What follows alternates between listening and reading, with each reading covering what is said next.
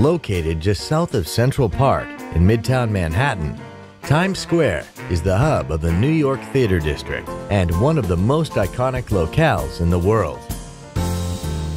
Originally Longacre Square, the name Times Square was coined after the relocation of the New York Times to 42nd Street in 1904. Just weeks later, the first electrified commercial appeared, leading to the instantly recognizable wall-to-wall billboards of today.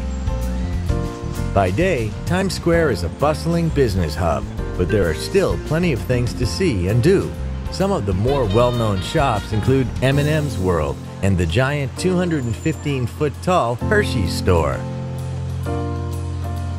The center of Times Square is a traffic-free plaza where visitors can sit on one of the many multicolored chairs and watch the world go by.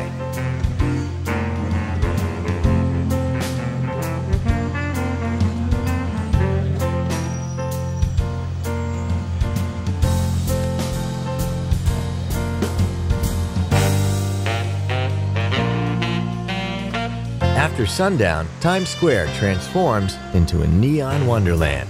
The hundreds of illuminated billboards light the way to the theater district, which has been selling tickets to plays and musicals since the 18th century.